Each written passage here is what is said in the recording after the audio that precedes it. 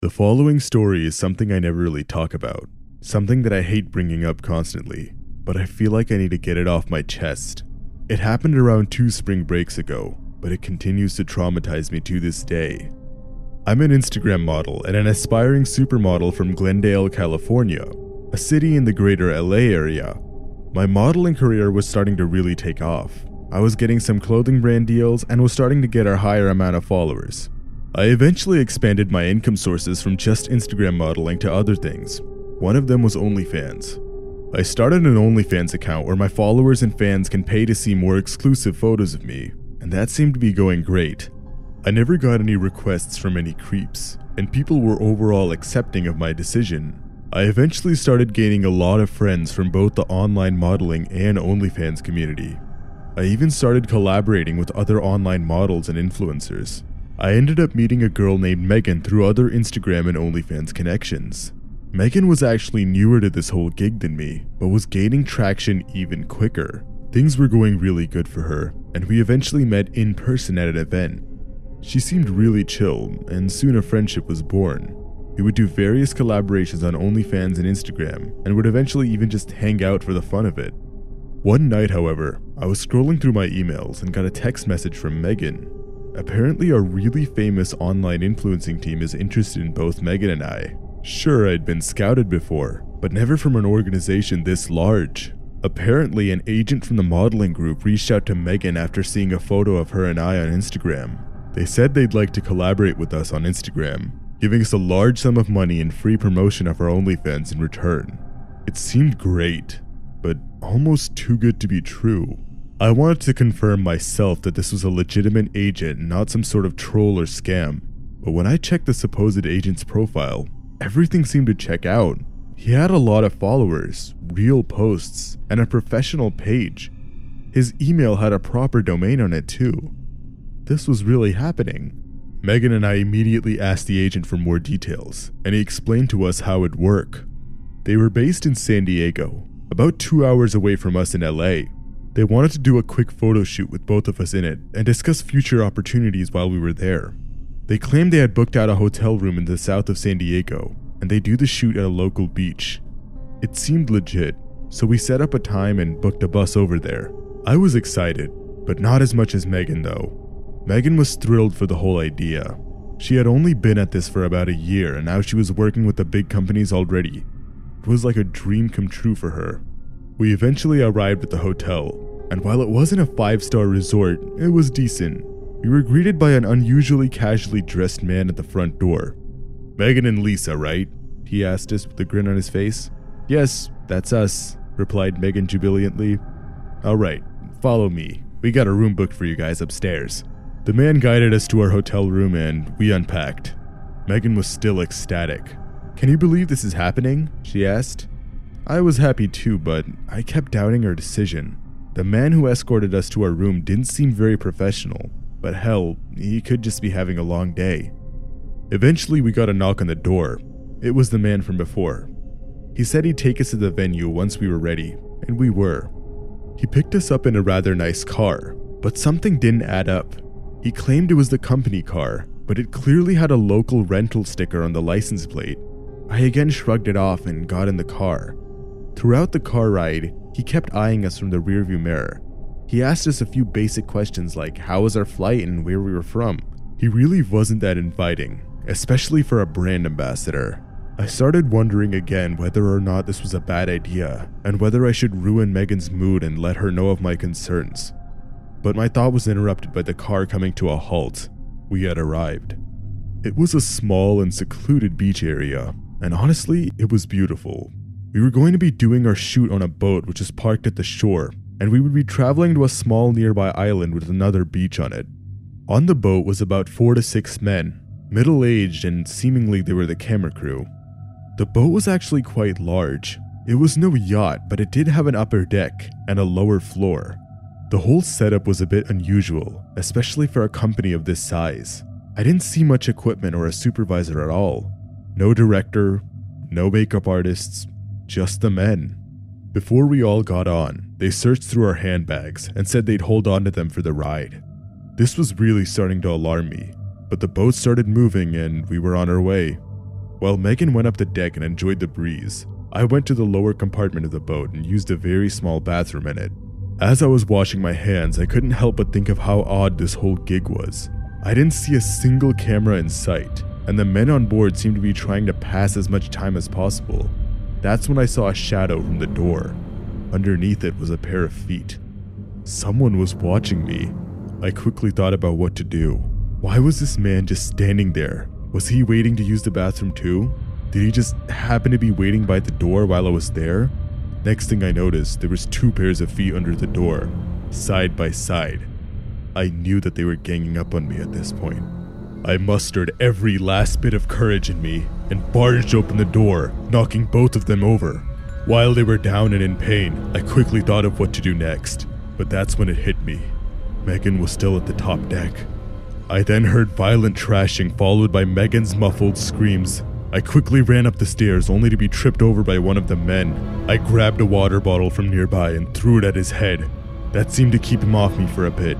But as I got on my feet and tried to run towards the room where Megan's screams were coming from, he tried to headlock me from behind. I violently trashed around and bit down on his hand as hard as I could. He yelled in pain and threw me off to the side. I tripped over the side railing and landed in the water, still hearing Megan's screams all muffled up. I tried to swim back to the boat, but it was useless. I somehow managed to float back ashore and was taken in by a local lifeguard crew. They took me into the emergency room where they tended to my fight wounds, and I explained to them and the police everything that happened. The boat, the hotel, the rental car, the sketchy men. They managed to make 1 or 2 arrests in San Diego, but the men who took Megan were never found. The police believed that they had crossed into Tijuana and were somewhere off in Mexico. They even tried getting Mexican law enforcement in it too, but they couldn't find anything either. Not even the hotel and car rental company had any answers. I was shattered. I lost my best friend solely due to the fact that I didn't want to speak up on my suspicions. When I asked the modeling agency how they could just let this happen and how they could hire people like this, they promptly replied to me stating that they never hired a man of this name. The account, the followers, the photos, the email, all of them were fake. It turns out the entire thing was some sort of lure for a human trafficking ring, and Megan and I were the victims. To this day, I still don't know where Megan is. This incident has left me traumatized and left my career changed permanently. The story I'm about to tell you is something that I'm still in disbelief of today. Crazy things happen all the time, but even with that in mind, the situation I was knee-deep in was honestly unfathomable. I struggle to even listen to the words OnlyFans without shuddering today. This happened when I was in college, so really not that long ago. I was an engineering student, and I would often find myself in the library either doing work or catching up with other students in my college. The library was an interesting place. It seemed to attract a lot of different students from all over campus, all with their own unique tastes and experiences. The people and their thinking processes were very diverse. This meant that I'd end up meeting people with a widely different series of interests in me. One of them was a beautiful young woman named Rose. We initially struck a conversation over something casual like our shoes or the weather, but soon considered ourselves decent friends. We eventually added each other on social media, and that's when I noticed it in her Instagram bio. She had an OnlyFans. Now I personally didn't care that much. It's honestly something that we're starting to see more and more in our day and age. But I eventually realized that Rose's OnlyFans was actually quite the topic on campus. Most people I'd met seemed to have some opinion or another about Rose's OnlyFans. The opinions seemed to be split in 2 different ways. One being impressed with her confidence and the fact that she's open about having an OnlyFans, and the other half being critical of her, feeling like she has no respect for herself and feeling that she'd do anything for money. Now I personally didn't care that much, but one night, Rose seemed to be doing some sort of promotion on her OnlyFans, and my curiosity spiked. She was giving out a month of free content, and seemingly trying to gain a bigger audience. Now, signing up for an OnlyFans wasn't exactly on my list of plans for that night, but she was giving it out for free, and I figured I should check it out. After all, the whole school was talking about it, so I used a spam email of mine and signed up. It wasn't anything out of the ordinary, to be honest with you. Nothing unexpected. Sure, it was somewhat awkward seeing Rose in photos like that, but hey, what was I expecting? I took a look at her subscriber count, and she seemed to have quite a lot of them. I could imagine that she's making quite a lot of money with this. A week or two passed by and I honestly forgot that I even signed up for an account. It was interesting and all seeing Rose's OnlyFans, but I honestly had better things to do. But eventually one of my college friends told me that something happened. He told me frantically to check her OnlyFans and social media. I opened my OnlyFans and saw it. She had been kidnapped. On her OnlyFans and Twitter was a photo banner with text on it. It stated that she'd been kidnapped and the kidnappers were looking for a lot of ransom. It mentioned that we had a few days to get the money in, otherwise they'd harm her or kill her. They also included the detail that she's being kept at a secret location, so that they'd make sure that we wouldn't find her. This had to be some sort of joke, right? I immediately messaged her various times on every single platform. No response.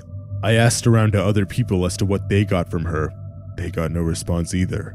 All of us were in a panicked state. We had no idea what was happening or what to do. Was Rose pulling some sort of sick joke? Was she okay? That's when it hit us.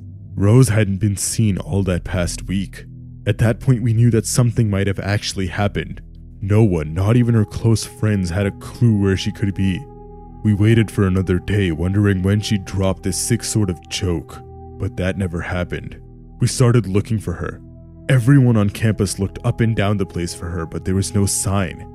Whether it was her usual hangout spot or less known places, there was absolutely no trace of her every square inch of the university. We then asked our professors, and they said the same thing. Her attendance report revealed that she had been absent the whole week. Things just kept getting weirder and weirder. Some of her close friends even contacted her family asking where she was, but none of them knew where she was either. We were really starting to get worried at this point, but we didn't want to start paying the ransom just yet. After all, the kidnappers could just keep increasing the price. Several reports were signed to the university, and eventually a missing person case was submitted to the police. It started off with campus security looking around and scanning for where she could be, but evolved to a full-on police warrant and search investigation. Even the cops were a bit stumped with the whole situation. They'd obviously seen kidnappings before, but asking for a ransom on an online platform, that wasn't exactly heard of. The police looked around the university themselves, but there was still no sign of her. Eventually, a warrant for the search of Rose's home was finally approved, and we all looked inside her dorm. The apartment seemed completely normal, but her essential items such as her pillows and laptop were all gone. From this, we concluded that she might have been kidnapped while she was leaving and going somewhere. The police took a look at the security footage and noticed that her car seemed to have left the parking lot the supposed day of the kidnapping. The investigation was just getting weirder and weirder. All of us were extremely worried. We knew that someone or the other would have the motivation to kidnap Rose. After all, she was a wealthy, famous, and attractive young woman. She interacted with people online on a daily basis. There had to be some sort of creep or psycho who wanted to harm her. People had already started submitting small amounts towards her ransom. They just didn't want to take that risk of leaving it be. A day later, and it was trending all over social media. #SaveRose. The story even hit county news. Everyone in a 20-mile radius started talking about this, and eventually the police started to work overtime. They felt with the amount of publicity this case was getting, it really wouldn't look good on their part if they didn't find her. Eventually, the state troopers got involved too, and they started looking for her as well. The search continued, and with it our worries. Eventually, the ransom was paid off. So many people had pitched in small amounts that the money goal was hit. Was she free? Would the kidnappers just keep raising the ransom price? A few hours went by, but there was still no answer from Rose. We were at the peak of our fear. Normally something would happen by now, right? But no, none of us got an answer. But that next day, everything was answered. A highway patrol officer spotted the vehicle that was registered to Rose. It also was reported missing at the time. He immediately turned on his lights and pulled the car over. That was it, the moment of truth. As he got up to the car door, the officer spotted Rose. He immediately took her out of the car and inspected it thoroughly, but she was the only one in it. The news hit us that Rose had been found, and she was taken back to the police station for questioning. All of us were relieved. We didn't understand the mysterious nature of her kidnapping, but at this point we were just glad that she was okay and back. But once again, things just kept getting stranger and stranger. Rose did not have a single scratch on her. The paramedics and investigators found no sign of any physical or mental trauma. Kidnapping victims would normally have either one of these. Rose was being rather evasive with the questions as well. She was overall vague about the situation and didn't seem spooked the slightest bit. But after even more question dodging, Rose was released. The investigation continued, but when she got back on campus, all of us were thrilled. We were just so worried for her. We had so many questions. Questions which Rose didn't seem to want to answer. We understood why. After all, she deserved some much needed time to herself. I tried to ask her some more questions one-on-one when everyone left her apartment, but she seemed to still be acting odd. She avoided every single question in the weirdest way possible. I decided to call it a day and headed back to my room. As I continued my walk home, I couldn't stop thinking about it though. Everything about this whole situation was just so odd. And for Rose to come back like nothing even happened, it just contradicts everything I could even think of. But then, it struck me. The ransom, the lack of evidence, Rose's lack of answers, something deeper was happening, and it involved her. The next morning I got up, and my phone was flooded with notifications. Rose was arrested. According to various news sources and friends, Rose had faked the whole thing for money. Rose wanted to get some quick fame and cash and somehow thought that doing a fake kidnapping would be the answer. The reason that some of her essential items were missing was because she took them with her. She had left for some sort of beachside hotel. The location was remote enough to avoid suspicion, but not too close for comfort. She stayed there for a few days until the quote-unquote ransom was paid off. This explained everything. She was apparently caught after they tracked down all of the traffic cameras which spotted her car. They managed to find the location she had traveled to and back from. Rose was sued for all the ransom she collected, and lost even more than she gained in remaining lawsuits. She was charged with public mischief as well as false reporting. The charges stacked up to a high-level misdemeanor, and she was sentenced to a year in prison. My jaw was on the floor as I heard all of this. We were all so upset with her. So upset with ourselves. How could we really fall for this?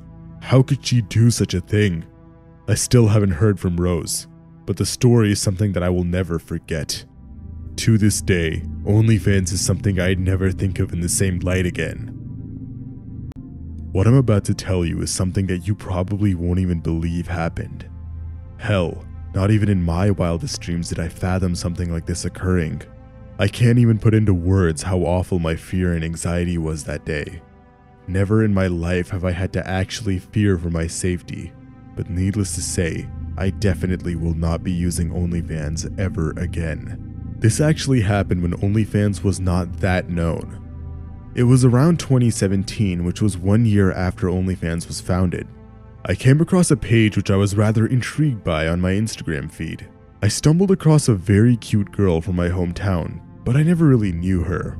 This was a time in my life where I was really introverted and rather socially awkward, so I had a lot of people added on my social media who I probably never even talked to.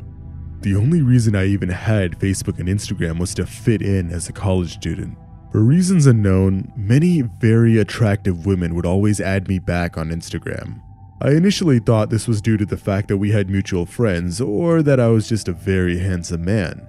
But I eventually learned that following back was just a tactic to get more fame. It wasn't because of my charming looks. Now I was the kind of guy that would constantly like and comment under many hot girls' posts on Instagram. Some would call me a simp.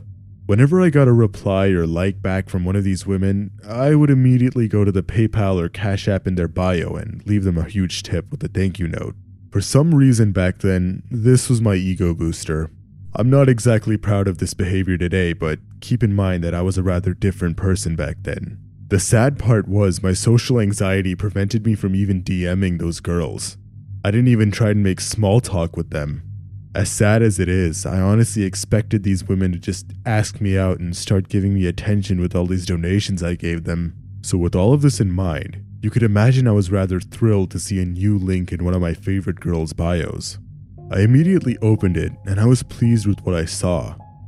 The website was called OnlyFans, and now I could just subscribe and see any girl I want undress without having to constantly pay them and annoy them in the DMs.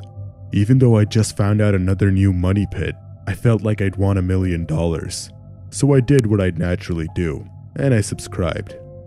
I wanted to believe that I was her first subscriber, and it really did seem like it at first. Initially, she seemed a bit shy. She wasn't showing much of her body, and obviously this upset me. I was expecting a lot more for my $15 a month. What she was posting seemed to be things that you could just post on Instagram. There was no nudity whatsoever. No nipples, no nothing. But me being the simp I am, I thought if I somehow just kept the subscription, she'd notice me and eventually text me first.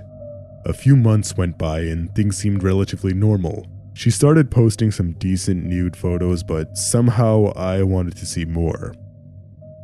Aside from college, I was working at Starbucks, and I put all of my money into donations for her. I somehow felt that she was the one. I really thought that we would just go out one day and become lovers. But one day, I found out that OnlyFans had a new feature. Now, you could DM your OnlyFans model and get more intimate photos. All you had to do was make a photo request and they'd send a link with the payment. I was delighted. Now, I could get more intimate content, more than just nudes. So I mustered all the strength I could to text her, and I did. After all, getting some nudes was a good enough excuse to talk. I was shaking like never before. I really didn't know what to expect. But after a few minutes, she replied.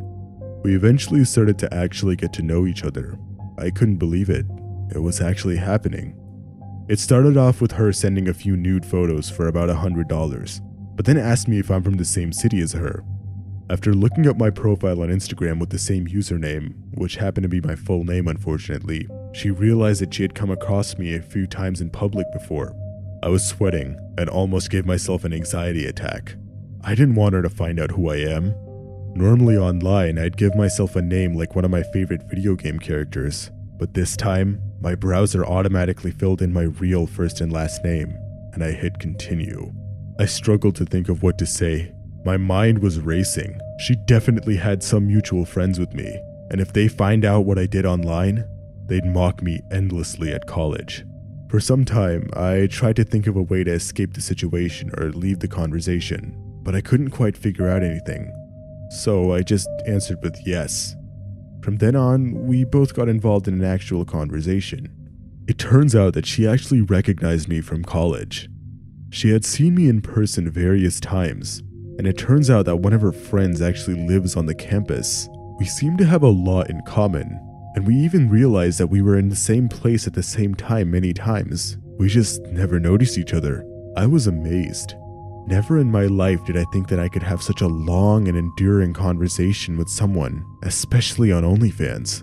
At this point, I was less interested in asking her for nudes, and more interested in asking her how her day went or how she was doing. It was almost like I finally had a genuine relationship with a girl for the first time in my life.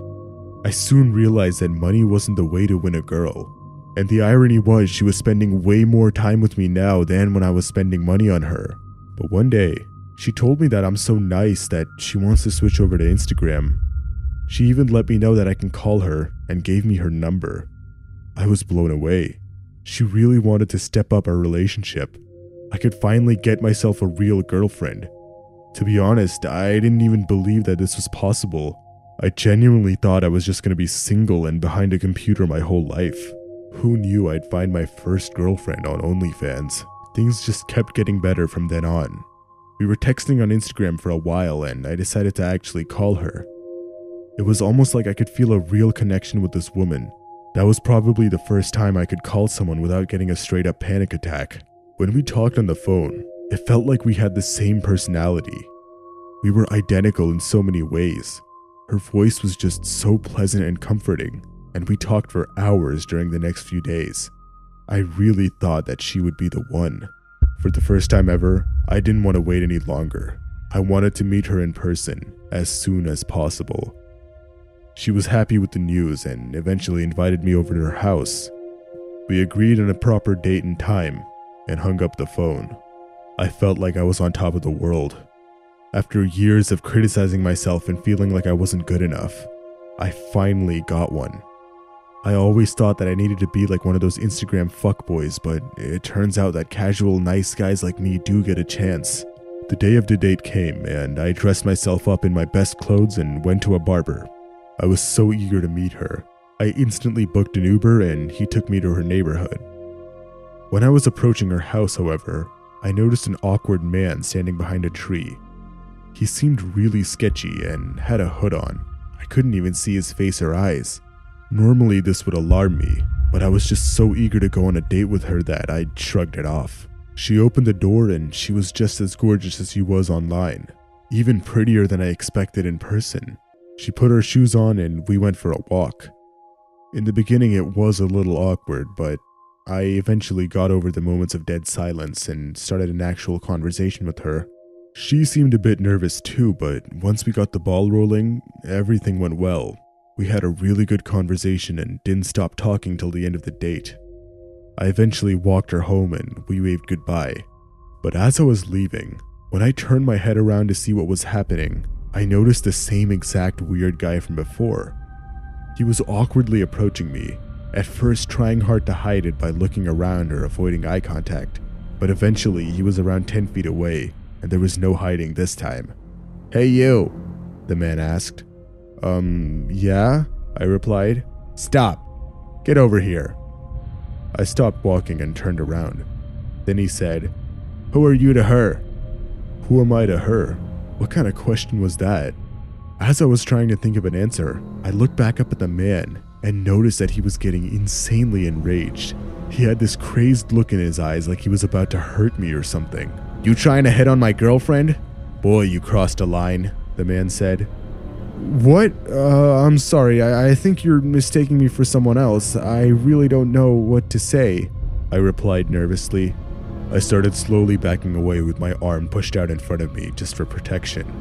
I looked down at his hands and he had them both inside his hoodie front pocket. I saw his facial expression change from enraged to even more furious. He started breathing heavily and clenched his teeth in anger. "You shouldn't have come here," the man said. He then pulled out a gun from his front pocket and started firing it at me. I just fell on the sidewalk. I was in so much shock that I couldn't even feel any pain or take a breath. I just stared at him bluntly, adrenaline pumping through every ounce of my body. He then looked around and took off. After a few seconds, I let out a big, delayed scream. The adrenaline subsided and I felt like the worst pain in my life. I glanced around and I saw two big holes in the front of my knees. He shot me through both of my legs. I curled up in pain and started to black out. I was slowly drifting away and I completely lost consciousness. I woke up in the hospital, still in disbelief of what happened. My mom was sitting on a chair next to my bed asleep. She woke up quickly with a big smile and tears on her face. She explained to me what happened. One of the neighbors heard the gunshots and then spotted me in a puddle of blood. The guy that shot me had been taken into custody a few hours later. I had a few operations, but she told me that I would eventually walk after a long amount of time. I was devastated. I cried a lot that day. I asked myself why this could even happen. Why me? I could still feel the stabbing pain in my legs. It was unbearable. I couldn't sleep for the next few days. I could still feel the holes inside my knees, the bullets going into my leg. It was the worst pain of my life. I could barely move. That same day, I got a text from the girl I went on a date with, and it explained everything. The man was a subscriber to her OnlyFans like me. He also liked her and followed her on all social media. The only difference was the man was severely mentally ill, and he genuinely believed that she was his girlfriend. He often stalked her around town and somehow managed to track down her house. He was hiding there daily behind the trees and bushes, making sure no one else would come to her house. She didn't even know this until the cops brought out the neighbor's security camera footage. He really believed in some sort of imaginary relationship and really thought that she was cheating on him by going out with me. After a few months, my health got a bit better and I gained my knee strength a bit back.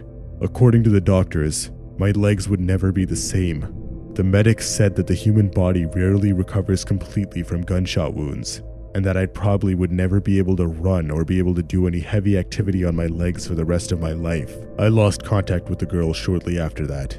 There was too many emotions tied with her, and there was no way I'm letting something like this happen again to me. She didn't seem to want to delete her OnlyFans account either, so both of us went our separate ways. I still don't know what happened to that man who shot me. Part of me feels bad for him and his condition, but the other half of me wants him to spend years in prison. I will never forgive him for the permanent damage to my legs. And that was the last time I ever went on OnlyFans.